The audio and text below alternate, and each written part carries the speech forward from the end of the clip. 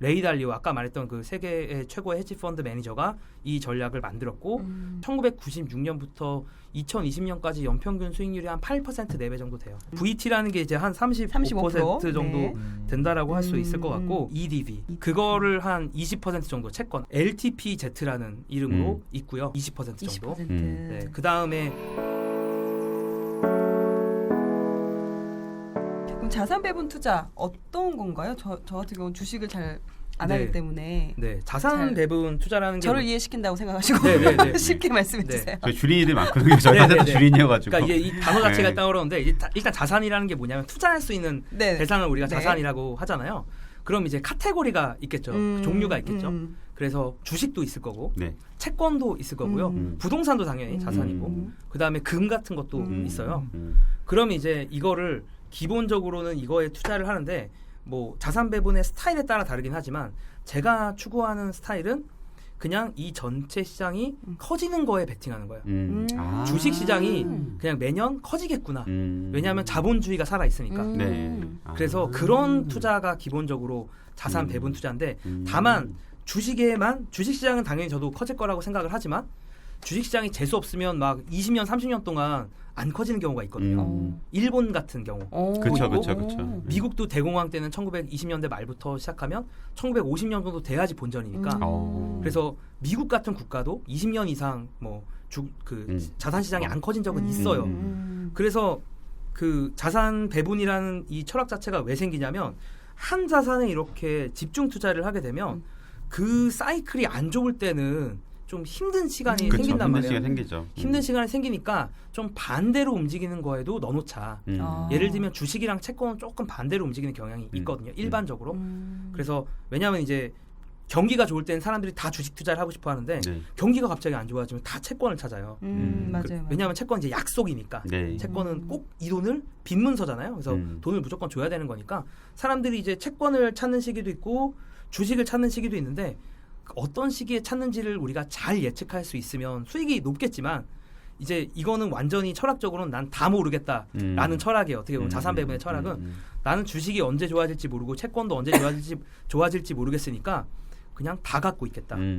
어느 정도 비율을 나눠서 주식도 갖고 있고 채권도 갖고 있고 그다음에 주식과 채권이 모두 좀 힘들 때 힘을 낼 수 있는 게 금 같은 거거든요. 그렇죠. 금이나 원자재 같은 것들이 좀 그럴 때는 좋아서 그런 자산들에 나눠서 투자하는 전략을 기본적으로는 이제 자산 배분 전략이라고 하고요. 분산 투자하고 좀 비슷하다고 분산 볼 수- 투자죠. 예, 저 철저한 분산 투자입니다. 방어 그래서 전략이네요. 공격 네. 전략이 아니라. 네, 공격적인 투자는 아니고 최대한 어떻게 하면 안전하게 잃지 않을까에 좀 초점이 맞춰진 전략이라고. 그 모든 게 다 하락할 수는 없으니까. 네, 모든 게 다 하락할 수는 있는데 만약에 모든 게 장기간 하락하게 되면 사실 자본주의의 종말이라고 봐야죠.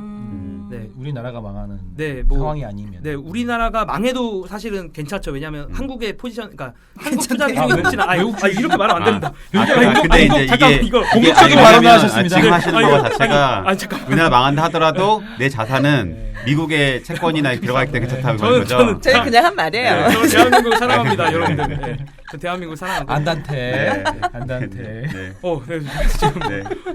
이거 라이브가 아니라서 네, 다행이네. 어쨌든 네.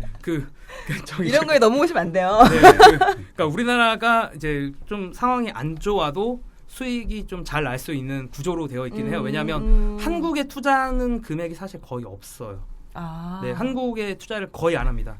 이게 약간 좀 슬픈 이야기일 수는 있는데 한국 투자는 지금 거의 안 해요. 그래서 주식에 아주 한국 조금 들어가 있는 정도. 근데 이제 투자하는 입장에서는 우리가 전체 시장을 바라봤을 때는 사실 한국이 그렇게 큰 비중은 아니거든요. 왜냐하면 우리나라 그 회사가 사실 주식 시장만 얘기를 하면 전체 주식 시장에서 차지하는 비중이 한 2%, 1%?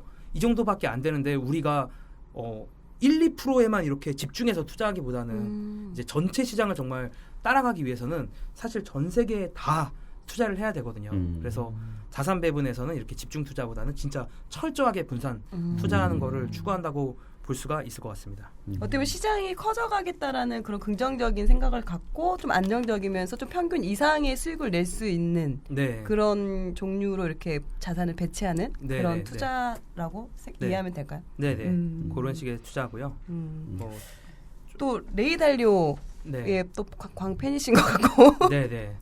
또 그분의 또 올웨더 전략이라고 요 부분도 또 이렇게 유튜브 보니까 설명을 해주시더라고요. 이게 또 어떤 건지 이게 왜 좋은 건지. 네, 이게 이제 올웨더 전략이라는 게 이제 이름을 들어보시면 이제 그냥 모든 계절, 모든 날씨, 모든 날씨에 다 괜찮은 전략이라는 건데. 영어였군요. 웨더, 네, 웨더. 네.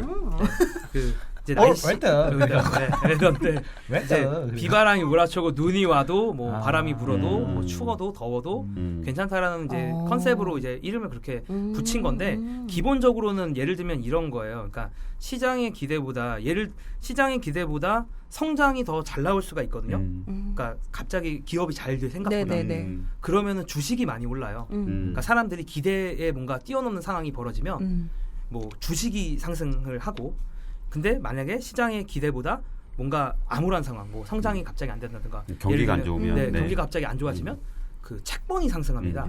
주식은 좀 힘들고, 네, 힘들고 채권이 올라가고요. 그리고 이제 이게 경제를 움직이는 요거부터 얘기하는 게 맞겠다. 경제를 움직이는 두 축이 있는데 하나가 성장이고 하나가 물가예요. 그래서 요 두 축으로 시작을 하는데, 성장이 이제 방금 제가 말씀드렸던 것처럼 성장이 시장의 기대보다 높은 경우가 있고 낮은 경우가 있고, 그다음에 물가도 시장의 기대보다 높은 경우도 있고 낮은 경우도 있거든요. 그래서 그때 각각 올라가는 자산들이 다 다른데 그런 걸 다 갖고 있겠다라는 게 이제 올웨더 전략이고요. 이제 이 전략이 좀 독특한 거는 실제 증명이 됐어요. 그러니까 뭐 이게 말로 우리가 뭐 아무리 이 전략이 논리가 좋다고 하면 뭐 하겠습니까? 실제로 수익이 나야지 이제 진짜 맞는 거잖아요. 근데 이제 이 전략이 가장 오래된 이런 자산 배분 펀드 중에 하나예요. 이제 그 지금까지 나온 펀드 중에서는 가장 오래된 펀드 중에 하나고요. 1996년에 레이 달리오, 아까 말했던 그 세계의 최고의 헤지 펀드 매니저가 이 전략을 만들었고, 지금까지 1996년부터 2020년까지 연평균 수익률이 한 8% 4배 정도 돼요. 연평균이. 연평균. 24년 동안. 24년 정도 되겠네요. 네. 네. 그럼 와. 8%면 한 몇 배가 되지? 한 8배 되려나? 그렇죠. 네. 네. 72니까 72니까 8%면은 9년이면은 네, 9년이면 두 배가 올라가는 거네요. 8배까지는 안 되고 한 5-6배쯤 되겠네요. 음. 네네. 그 정도 됩니다. 그래서 지금까지 한 5-6배 정도 늘어난 거고, 이제 이게 막상 연평균으로 이렇게 뭐 7-8% 하면 낮다라고 보시는 분들도 있는데, 네. 생각보다 자산 시장에서 연평균 7-8%를 안정적으로 꾸준하게 한다는 게 되게 어렵잖아요. 네. 없을 것 같은데. 꾸준하게 버는 거는 생각보다 쉽진 않아요. 그러니까 왜냐하면 이제 그러니까 많은 노력을 하면 당연히 더 잘 버실 수 저는 당연히 있다고 생각을 하는데, 이제 이런 펀드의 특성상 그렇게 많은 노력을 하진 않거든요. 이제 뭐 그 해보신 분들은 조금 아시겠지만 이게 그냥 사고 가만히 기다리면 바이앤홀드하고 가만히 있으면 되는 전략이라서 대부분의 올웨더라는 투자 스타일이. 그래서 결국에는 이제 이 올웨더가 아까 말한 자산 배분이랑 뭐가 다르냐면, 그 레이 달리오가 정한 어떤 그 자산 군들이 있어요. 네. 그래서 이거를 몇 프로 사야 되고, 뭐 주식을 얼마를 사야 되고, 채권을 사야 되고, 그 다음에 약간 어려운 얘기일 수 있지만 물가 연동 채권 같은 것도 이제 사야 되고, 뭐 금도 사야 되고, 그래서 그런 거를 이제 레이 달리오가 생각해서 고른 것들을 사는 게 올웨더 전략, 올웨더 펀드라고 생각을 하시면 돼요. 그러면 그거 꼭 각각 하나하나 좀 말씀해 줄 수 있으세요?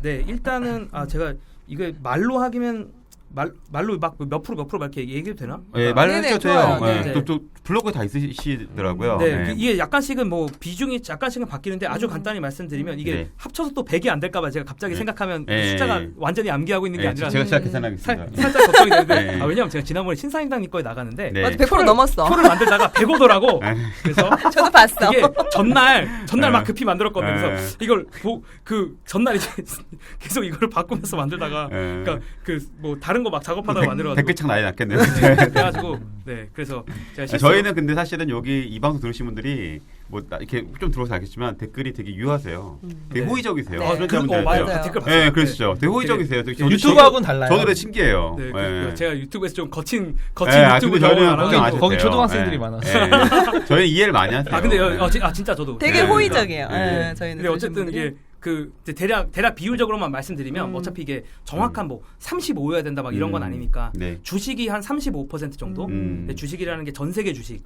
이 세계 주식. VT 말씀하신 거죠? 네, 그러니까 이제 VT라는 건 뭐냐면 이제 그 VT? 왜 미국 주식을 사실 때, 그러니까 미국 주식의 경우에는 그 코드 번호가 있어요. 영문 코드 번호 있어요. 그러니까 뭐 주민등록번호 같은 거죠. 그러니까 주식 번호, 주식 코드 그런 게 있고 주식을 이제 딱 우리가 구분할 수 있는 코드가 있고 그래서 이제 VT라고 하는 전 세계 주식에 다 투자하는 거예요. 그래서 그걸 사면 뭐 애플도 살 수 있고 아마존도 살 수 있고 넷플릭스도 살 수 있고 거기 이제 펀드 개념이. 네, 펀드죠. 네, ETF라고 합니다. ETF. 네, ETF인데 ETF 이름이 이제 VT고 묶음 상품이라고 생각하시면 돼요. 저는 이제 요즘 보면 마트에 가면 이제 묶음 상품들 많잖아요. 과자들 이렇게 막 뭐 꽃갈콘, 막 얘기 어쨌든 뭐 양파링 막 이렇게 해가지고 한 번에 이렇게 딱 묶어 있는 거 있잖아요. 그거를 이제 사는 거예요. 그 묶음 상품을 주식에 묶음 상품을 사는 거고요. VT. 네, VT라는 게 이제 한 35% 정도 된다라고 할 수 있을 것 같고 그 다음에 이제 채권이 있는데 채권은 이제 장기 채권을 사요. 장기 채권. 네, 그래서 뭐 코드는 EDV거든요. 티커라고 하는데 EDV. V 할 때 V. 네, 태권 V 할 때 V. EDV. 그거를 한 20% 정도 채권. 아까 말했던 제가 뭐 경기가 좋을 때는 주식이 상승하지만 경기가 안 좋을 땐 주식이 떨어지고 채권이 상승하거든요. 그 채권을 담당해줄 친구가 이제 EDV라고 해서 그게 이제 한 20% 정도 되고요. 지금 55 같습니다. 네. 그 다음에 이제 물가 연동체. 네. 여기 있네요. 네. 이런 거 말하면 네. 그래서 물가 연동체라고 해서 이제 채권이긴 한데 물가에 연동되는 게 있어요. 네, 이게 CPI라는 너무 전문적인. 어쨌든 물가를 이렇게 집계하는 방식이 있는데 그거랑 딱 똑같이 연동돼서 올라가는 채권이 있어요. 가격이. 그래서 그 채권이 있는데 그게 이제 그 LTPZ라는 이름으로 있고요. 물가 연동체가 있고 그게 또 20% 정도. 20%. 네, 그 다음에 이제 그 우리가 경기가 또 좋을 때 올라가는 게 주식만 있는 게 아니고 회사채도 있거든요. 그렇죠. 회사채도 경기가 올라갈 때 보통 좋기 때문에 그거를 사는데 회사채는 이제 VCLT라는 이름의 이제 회사채를 사고 그게 7.5%. 그 다음에 신흥국 채권 그러니까 채권이 이제 미국 채권만 있는 것보다는 채권도 약간은 분산을 하는 게 투자하는 거죠. 네, 다른 이제 근데 이제 미국이 선진국의 대표니까 이제 신흥국 채권을 조금 갖고 있는 게 좋고 또 신흥국 채권이 이제 지금은 좀 안 좋은데 그 인플레이션이 좀 그러니까 저기 물가가 갑자기 올라갈 때는 신흥국들이 보통 좀 좋습니다. 왜냐하면 보통 신흥국들이 뭘 만들어서 파는 게 아니고 자기들 갖고 있는 자원을 파는 경우가 많거든요. 그러니까 신흥국들이 보통 이제 그렇잖아요. 뭐 나무 팔고 원유 팔고 막 이래요. 러시아 같은 나라는 거의 뭐 원유랑 가스만 파는 나라니까. 푸틴 형 좋아하는데 어쨌든 그래서 그런 신흥국 채권이 EMLC라는 거고요.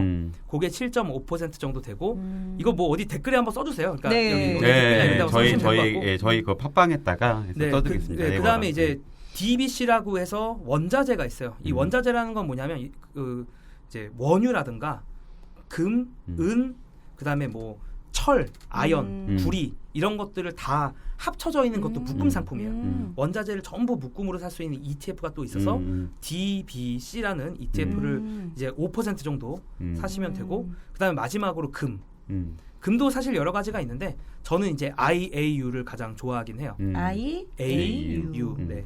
그래서 보통 이제 IAU 5% 해서 요렇게 상품을 구성을 하시면 됩니다. 근데 이제 이게 막 절대적이라는 거는 아니고요.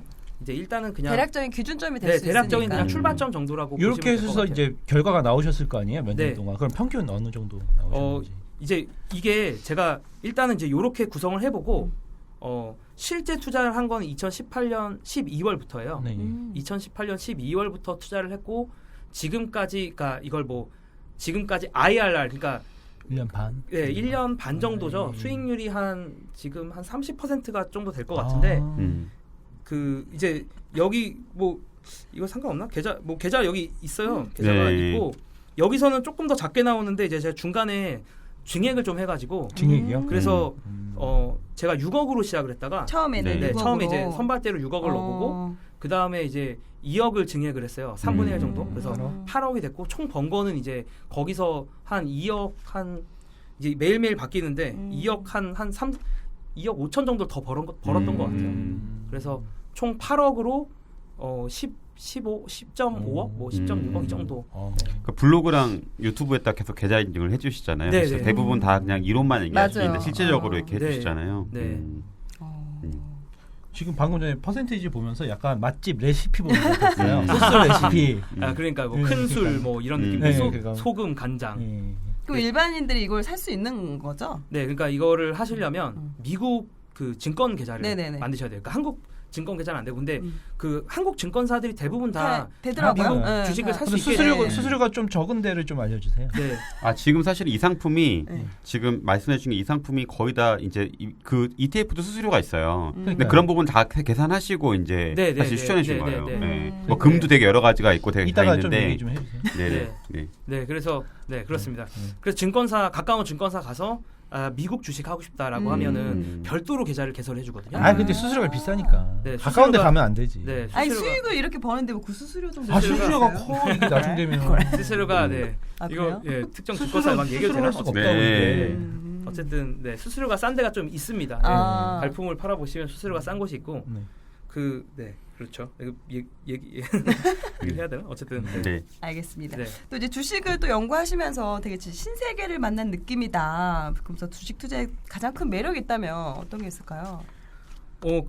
제가 생각하는 투자의 가장 큰 매력은 그건 것 같아요. 그러니까 제가 옳았음을 증명받는 것 같아요. 정확한 숫자로. 네, 이게 그 어떤 그런 것도 없이 제가 옳은 행동을 했음을 정말 예를 들면 데이 트레이딩을 할 때도 그날 바로바로 평가해서 알려주잖아요. 네네. 너가 잘했어 못했어를 매일매일 알려주고 사실 그 뭐 부동산도 마찬가지지만 더 결국은 수익을 거두었을 때 그러니까 시장이 제가 옳았음을 확인시켜주는 거거든요. 그 어떤 돈을 버는 것도 버는 거지만 그런 저는 좀 짜릿함이 있었던 것 같아요. 그러니까 제가 옳았구나. 예를 들면 2018년 12월이 어떤 장이었냐면 그때 미국 주식이 고점 대비 한 10% 정도인가 빠졌어요. 그래서 경제 위기 오는 거 아니냐 막 이런 얘기들 그때도 되게 많았었거든요. 근데 제가 그리고 제 전략도 제가 실제로 돈을 넣지는 않았지만 2018년도 초부터 계속 간은 보고 있었거든요. 이걸 어떻게 할지. 근데 연 단위로 보니까 손해인 거야. 그럼 사실 들어가는 게 되게 겁이 나잖아요. 그렇죠. 겁나죠. 겁이 나는데 제가 어쨌든 거의 100년 정도를 데이터를 분석을 해보니까 뭐 70년 정도는 이득을 보고 한 20년 정도, 30년 정도 손해를 보더라고. 그러면 올해 손해긴 하지만 들어가 볼 만할 것 같다라고. 확률이 높죠. 네, 그때 그냥 확률적인 생각을 해서 들어갔는데 결국은 뭐 수익이 좀 많이 나서 그런 거에 대해서도 되게 좋았고 뭐 올해도 되게 좀 그런 걸 확인 받았던 것 같아요. 왜냐하면 예를 들면 올해 주식을 해보신 분들은 아마 많이 공감하시겠지만 이렇게 장이 롤러코스터를 탈 거라고는 그쵸. 누구도 생각하지 못했을 수직 폭락, 수직 상승. 전 세계가 이렇게 될 거라고는 아무도 생각을 못했는데 저는 이제 제 기본적인 투자 철학이 어차피 미래는 잘 알기 너무 어렵다라는 거기 때문에 그냥 저는 1월 1일에 갖고 있었던 비율을 그냥 그대로 유지를 했어요.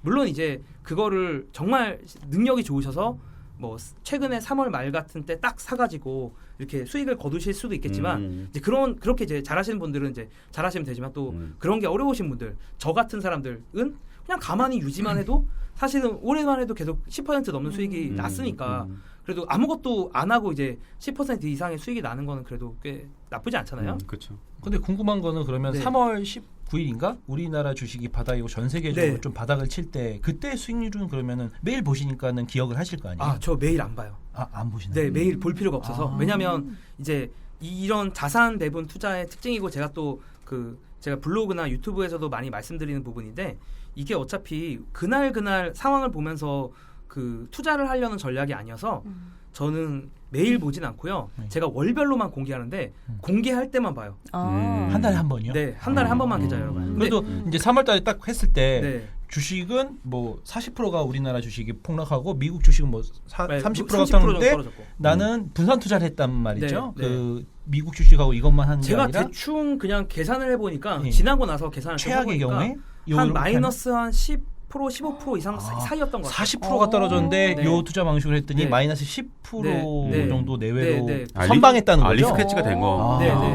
그게 중요한 거죠. 15% 내외였던 것 같아요. 지금 이게 주식을 분산 투자한 게 아니라 주식과 채권과 뭐 수많은 금과 이게 이런 걸로 분산을 했으니 40%가 떨어져도 10% 뭐 10% 15% 뭐 이 정도 떨어졌던 것 같아요. 상승했을 때는 또 이제 40%가 올라도 또 이렇게 해지가 돼 있으니까 덜 오르고. 그러니까 이게 그러니까 이게 전략이 뭐냐면 내가 시장이 좋을 때 나는 남들보다 수익을 더 내겠어 이런 게 아니고 나는 시장이 좋을 때는 덜 먹을 건데 시장이 떨어질 때는 손해를 덜 볼 거야.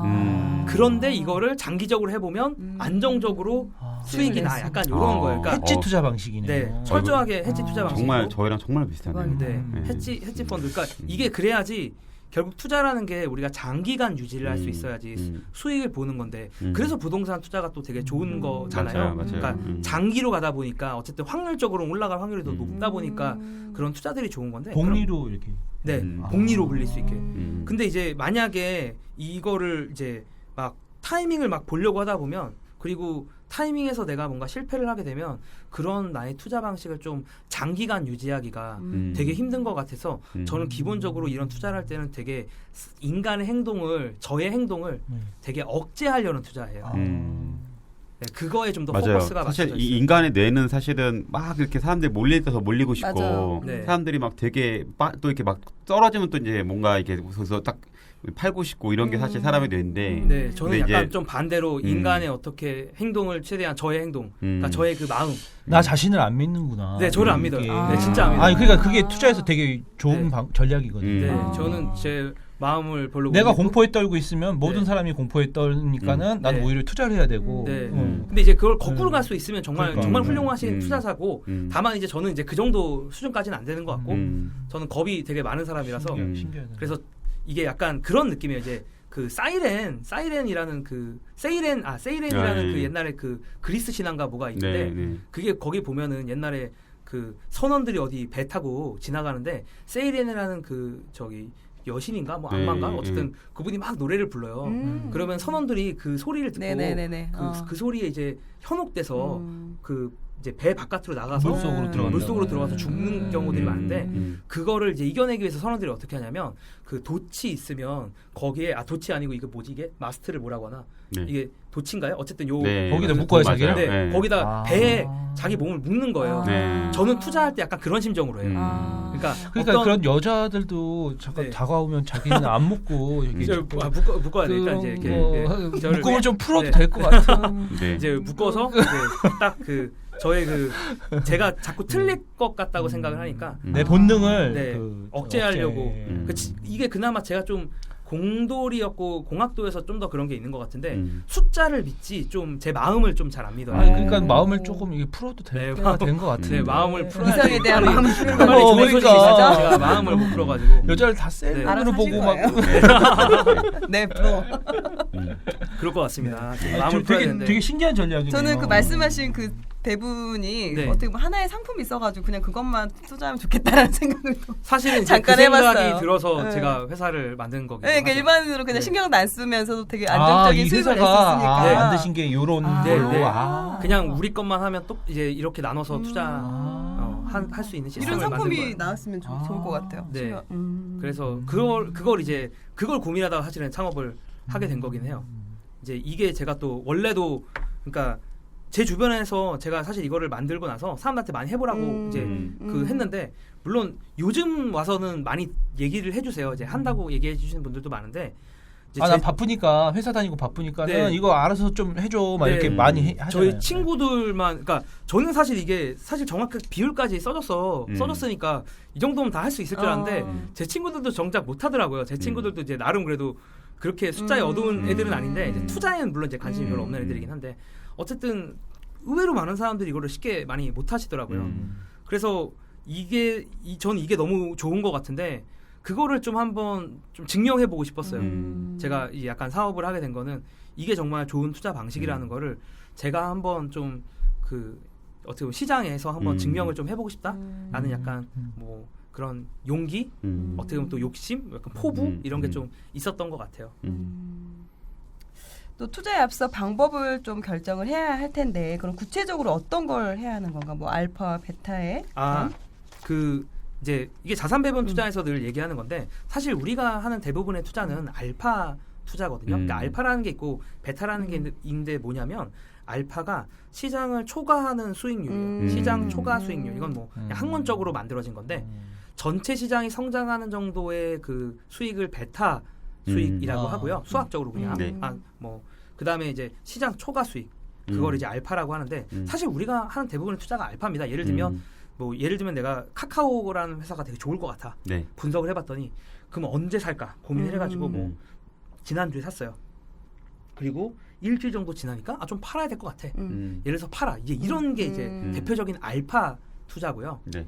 그런데 알파 투자의 근본적인 문제점은 뭐냐면 물론 이제 잘하시는 분들은 계시는데 그분들은 이제 상위 0.01% 혹은 1% 정도밖에 안 되는 아주 소수만 정말 잘하고 사실 99%는 그런 알파에 어떻게 보면 좀 이렇게 표현할 수도 될지 모르겠지만 그런 타이밍을 잡기가 어렵잖아요. 너무 어렵죠. 그러니까 일반 사람들을 위한 투자는 좀 저는 전문 투자자를 위한 거죠. 네. 사람의 심리를 또 거꾸로 이용할 줄 알아야 되고 가치도 볼 줄 알아야 되고. 그래서 좀 어려운 거죠. 일반 사람들한테는 이런 알파가 이건 저는 부동산도 좀 비슷하다고 생각을 해요. 그러니까 확률은 조금씩은 다를 수 있겠지만 어쨌든 잘하시는 분들이야 정말 잘할 건데 부동산도 사실은 이제 이게 그냥 남들 얘기만 듣고 막 이렇게 좀 즉흥적으로 결정하시다 보면 맞아요. 손해 보시거나 또 물리거나 이런 분들 되게 많거든요.